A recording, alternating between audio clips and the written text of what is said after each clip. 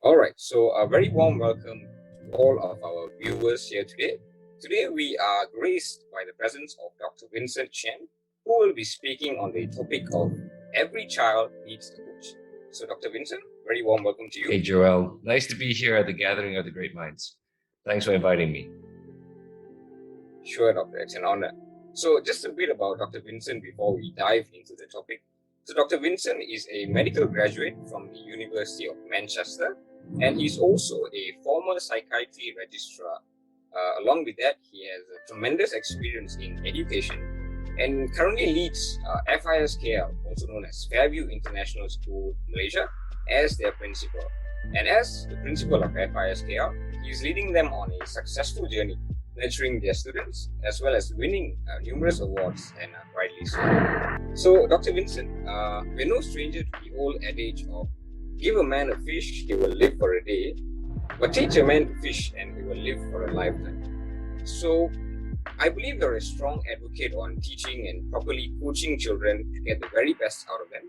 So, what are your general thoughts on every child needing a coach? Okay, so I'll give you some context. As a former psychiatry professional, so you know the difference between psychologists and psychiatrists. First, I have to draw that firm line because a lot of people mix it up. Psychologists are the nice guys that lie you down on a couch and talk to you. Psychiatrists are the ones who put you in a straitjacket, give you injections and electroconvulsive therapy. That was my job. So I spent a long time dealing with people who were absolutely and utterly insane. That along with depressed people. I left medicine many years ago to come back to education. And ever since then, I've been very interested in how do we make sure our youth grow up to be strong and resilient? Is there a problem with the education system that seems to prioritize the wrong things, sending the wrong signals, and developing the wrong type of talent these days? And I came to that conclusion. Yes, I think there is a problem. We need to start focusing on the overall well-being of every child that comes through the education system. So I've led a few initiatives, but one of them I was really trying to get at was this concept of coaching. Now, coaching in the executive world is well known to be the most impactful activity anybody can go through. Like if I gave you a coach, you should thank the stars, because that's the one thing that's going to turn your life around. The problem is coaches are really expensive. I mean, in Malaysia, you have to pay something like 2,000 an hour to 2,500 1 hour. That's about as much as several people earn in a month. So it's only for the rich and wealthy, honestly speaking. Should something this amazing be for just a few select people in the world who can pay for it? I thought to myself, I don't think so. Is there a way to bring, maybe not all of it, but a large part of it to everybody? So we identified something called performance coaching, which is a very simple process of set a goal, or rather, think about the problem you want to solve, set a goal, create an action plan, keep heading towards that goal, and be held accountable by your roommates. And we thought, let's put this together. We created a program. We set every child in the school on it, and then we had some pretty amazing results. That was kind of the idea of what we did, why we did that. Right, that sounds absolutely interesting, and it seems like a very good idea as well, Dr. Vincent. So I'd just like to dive more on probably your experience on coaching and all that. So as mentioned earlier, coaching is probably like what you say, you should thank the stars to be given a coach. So in any sport as well, a coach could be seen as like the key player in ensuring the team's success. So in your opinion, what is probably the essence of a coach that enables the child or anyone under their training to just like unleash the full potential? I'd like to borrow from somebody much smarter than me, and his name's Tom Landry. He said, a coach is someone who tells you what you don't want to hear, who has you see what you don't want to see, so you can always be who you knew you could be. A coach holds you accountable. A coach drives you forward. A coach doesn't let you give up on yourself. That's, I suppose, a couple of very high compact essences of a coach. And everybody can coach anybody else. You don't need a master's degree. You don't need superhuman talent or anything like that. It's a super simple thing to do. It does require a little bit of training, but it's not that hard. All right. Yeah, I think that was a very nice quote that you mentioned earlier. I'm still taking some time to process that. So you mentioned that you put together this group of students where they hold each other accountable and so on. And I think children are the key to our future. So in terms of this coaching, what is your vision? What do you see this coaching process to accomplish in the near future or maybe long term? Okay. The big reason why coaching is super powerful is because it develops a certain number of mindsets. One is what we call a goal-focused mindset. So you heard of these terms like laser focus, people with focus succeed, these kind of statements. So if you're constantly heading towards somewhere, it's better than meandering everywhere.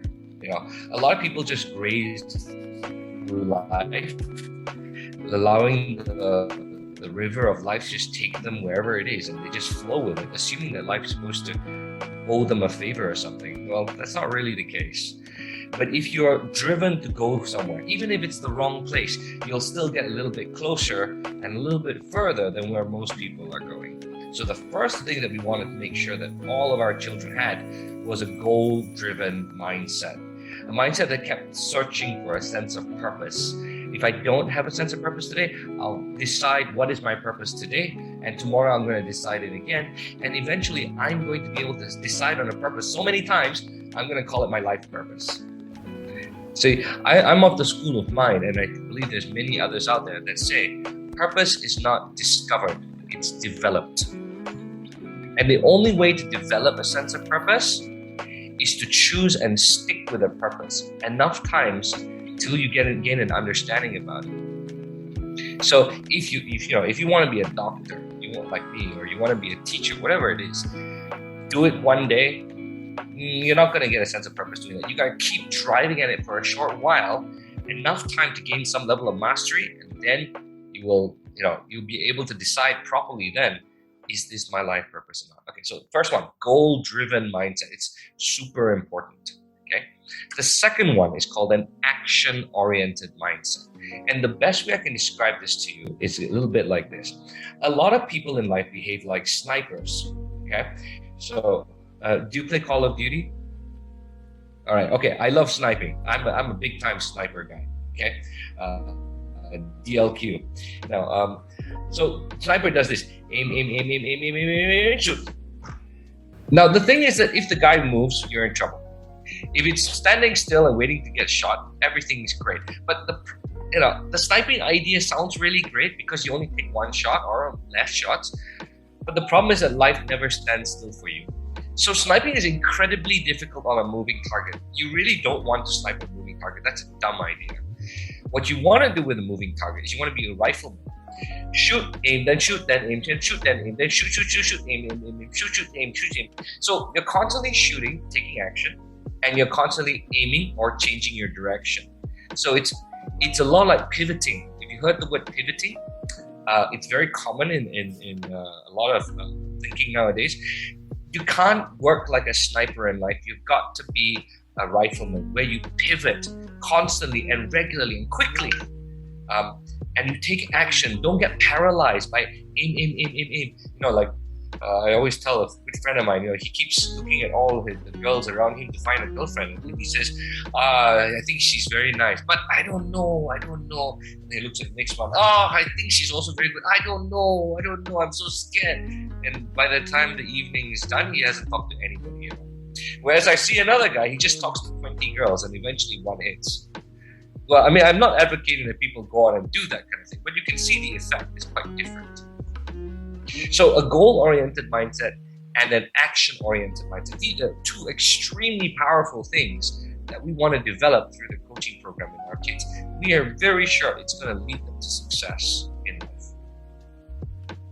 Thank you for that, Dr. Vincent. I think I totally agree with that of being goal-driven and also action-oriented. Because I feel most of these kids that nowadays, they tend to be in an autopilot mode where they we're just doing what needs to be done. And I think I also like the fact that you mentioned on purpose being developed instead of discovered, because I see a lot of my friends also, just I ask them, what do you want to do? And then I'm not too sure, we'll just see what happens. But yeah, I think one quote that comes to mind is also only dead fish go with the flow. So I think purpose, being developed is good. Yeah. That's a nice one. That's a good one, Joe. Yeah, thanks. So doctor, another question is, I think in life as students, we're all exposed to teachers in school, tuition teachers, then we have one-to-one sessions, and then when we join sports, we have coaches and all that. So in your perspective, what do you think differentiates this whole concept of coaching compared to a regular classroom setting teacher and all that? Well, the action of coaching is a very specific action here. And remember, I said I don't do all the types of coaching with my kids. I only do one type of coaching, which is called performance coaching. If you study into it carefully enough, you'll learn that there are many, many subsets to coaching. Things like life coaching, health coaching. There's so many. But I don't really want to focus on the rest of them.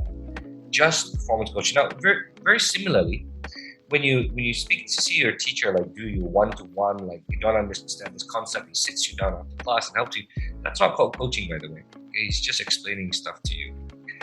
Coaching is a very specific activity, and for me, it's choosing a problem, setting a goal, helping you head towards that goal, and then keeping you accountable to drive towards that. So there are other kinds of coaching, but as a general rule, the moment you see anybody tell you what to do or what the right thing is to do, that's not coaching anymore. Coaching it to be very specific with the terms. And I mean, this is a university, so we need to be a bit academic about this. Coaching is the process of drawing out the answers from inside you. All right. So the moment I start telling you, do A, do B, this is the right way, blah, blah, blah, I'm telling you stuff. That's not coaching anymore. Because a true coach knows that the answers are in you. I don't need to tell you the answers. I may help you find them, but the answers are in you. You got this. And that builds confidence and strength. The easy way out, the cheap way, is just tell you the answer. That's easy. But you'll never grow stronger and develop that self-confidence from that. Thanks for that, Doctor. I think earlier coaching was kind of a gray area for me, but I didn't know the distinction between coaching and teaching. Yeah, but I think now it's crystal clear. So as mentioned earlier, as principal of Fairview International School, we just love to know more about your experience in terms of student coaching. What was it like, and maybe on the practicality aspect of it, as well as cooperations from different parties and all that. Yeah. Okay. So I'll share something with you, but I think I'm going to get in trouble doing this. So I'll mince my words carefully. As a mental health professional, I came to school and I think, you know what, I need to do something about this. The kids aren't being developed holistically enough. We're not addressing the other aspects. We only focus on their grades. What's wrong with this situation? And so we started doing a lot of stuff, but we found ourselves lacking manpower. So I looked around and said, where is there manpower to actually do this stuff? And I asked, hey, who in the school should be taking point on all of this stuff? It's not going to be the teachers because they already got stuff to do. It can't be the principal because I'm supposed to be managing everybody. So who's supposed to be taking point? My answer was the counselors. Well, then I looked at the counselors and I said, look, guys, how many hours in a week are you actually busy? You want to take a guess, Joel, what that answer was on average? How many hours in a week? Show me your appointment book and tell me exactly how many hours are you actually doing stuff with kids, of course. Well, take a guess. Give me a number. Out of 40 hours a week, give me a number. I'll be on the safe side here and probably say half, maybe 20 hours. If it was 20, I'd be happy. The answer was 3. Which means that the problem with all of mental health, and I'll tell you, this is a problem not just in counseling, this is a problem in psychology clinics and in psychiatry clinics. They are super reactive. The profession is designed reactively. So unless somebody is super depressed and then shouts out for help me, nobody acts. Nobody does anything. Right? If you tell, hey counselor, look, John and Jane, they just broke up. Maybe you should do something. Counselor say, no, I gotta wait till one of them comes to my door. Counselor, John and Jane, they broke up. Now John is crying already. Can you please go? No, gotta wait till he comes to my door. He's gotta come to me, want to be helped. Then I can help him. Hey, guys, John's about to jump off the building. Oh my gosh, why didn't you come earlier? The problem with most of mental health is super reactive. They sit there waiting for people to come to their doorstep. So I told the counselors, no, you get to keep certain hours open just in case kids want to walk in, but for the rest of the hours, you're mine. And you're going to do this coaching with all of the kids. So I hired a couple extra counselors. I kept all a nice open time for the kids, like break time, lunch time. These are the times that kids want to come and talk to the counselor anyway. But that's only 2 periods of 1 hour in a day or something. And for the rest of the time, they are busy running coaching sessions for the kids and transforming them. And that's essentially how it worked. The challenge with that, I lost all of my counselors at the beginning. They all resigned on me because they were like, this is not counseling. And then I said, well, no, it's not. And if you want to resign, please, there's the door. I'm here to work with good mental health professionals who are willing to make a difference, not mental health professionals who want to keep the status quo. And yeah, I showed them the door and I replaced all of the... Thanks, Doctor. Yeah, I think that's a very, very interesting and intelligent approach as well in terms of making use of these counselors. Of course, like you mentioned, I think I agree on the fact that most of them are super reactive. Coming from a public school myself, it's always the case where they only react once things get too serious, and by the time when you look at mental health, that's not the way to go. You try to solve it immediately. So, yeah, thanks for giving us that insight of that. Another question is, I like to quote Roger Crawford on this. So Roger Crawford is the first and only person in American history who is a certified professional tennis athlete with a severe disability. So he actually does not have hands. And one quote that he mentioned is, being challenged in life is inevitable, but being defeated is optional. So what were some of your challenges, despite the many that you mentioned, in terms of properly integrating the student coaching system into your school? I'm going to add on to that statement. I'm going to give you something that they call fail well, fail often, fail fast. If you can understand those 3 statements, you are going to be the most powerful person at failing. And by definition, you're going to be one of the most powerful people on earth because you know how to get up every time. The coaching program was poo-pooed by so many people. Most of all, the people that were supposed to deliver it right at the beginning. That was the biggest challenge that we had. And when the people that are supposed to deliver it don't believe in it, then you have a real problem. So the first obstacle we had to overcome was to get a team on board that actually believed in the vision that every child could have a coach. Now, once we got through that, we had to get over the kids. Kids were saying, why do we have this extra thing to do? Oh, I just want to go home and play on my Facebook. Blah, blah, blah. So it was trying to prove to them that it was a good thing. But luckily for me, I'm a principal, so I just told everybody it's compulsory. Good luck. Then, of course, it was the parents trying to persuade them that I'm not wasting their kids' time. But that wasn't very difficult at all. Because what I haven't told you is the results. So did you set a New Year's resolution this year? Yes, Doctor. Just like everyone else, I think. Yeah. What was it, by the way?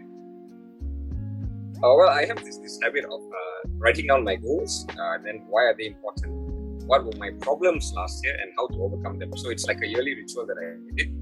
I think it's a pretty exhaustive list, so I wouldn't want to bother you with the details. But I think to sum it up, it's mainly to excel academically as well as spiritually. Yeah. Gosh, you're pretty organized. Most of my friends who set goals on New Year's Eve, they're half drunk And they'll be saying things like, I want to quit smoking, I want to stop having so many girlfriends, I want to have a wife, I want to lose weight. That's a very common one, by the way. And most of the people that I know, well, they just say their New Year's resolution goal and then they forget about it for the remainder of the year until next year comes along. In the program, 2 out of 3 kids achieve their goals. 2 out of 3. This is terrifyingly good. Now, of that 2 out of 3, so that's actually the percentage is actually I'm wrong there. It's 76% of our kids. So that's about 3 out of 4. 3 out of 4 of our kids achieve their goals. Achieve 2 out of 3 goals. Not all 3. And in that 76% of our kids, they also achieve a increase in academic performance by 10% on average.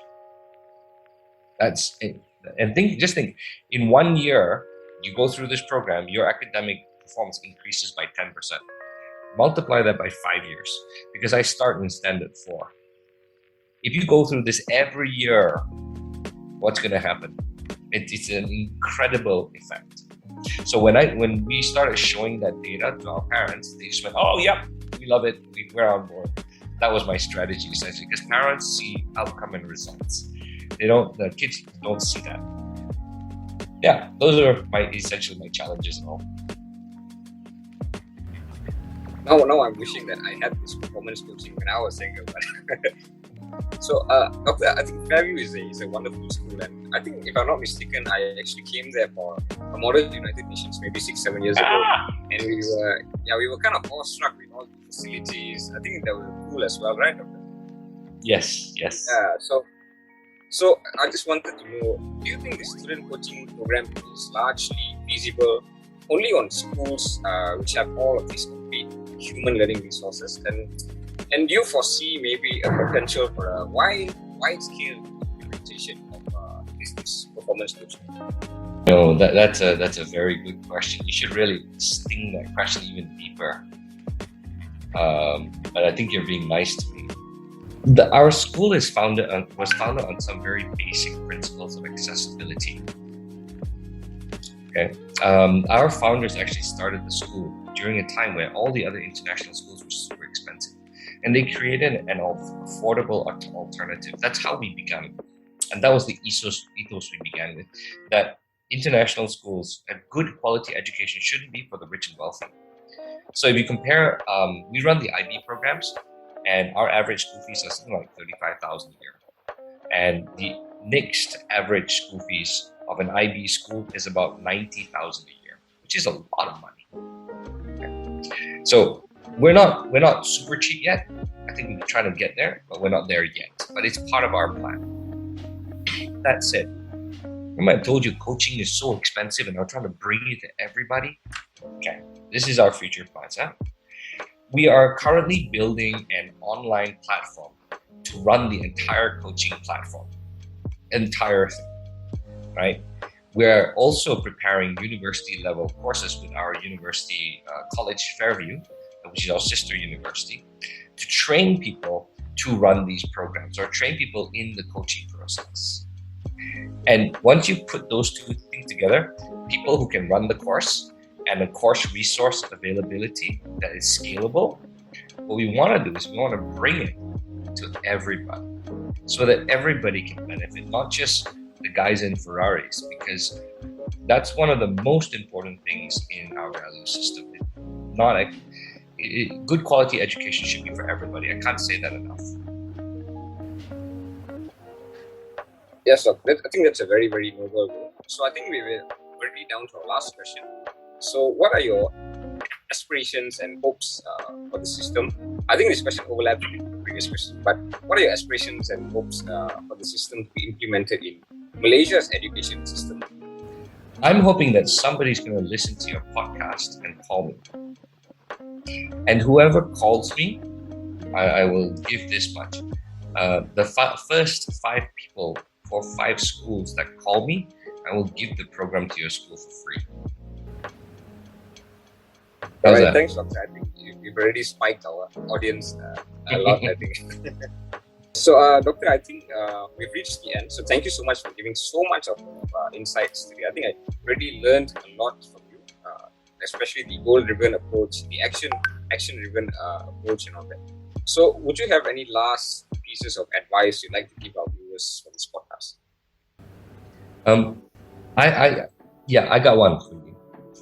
Good research has already told us that the most successful people, the most successful children, are not those who score the highest in the class.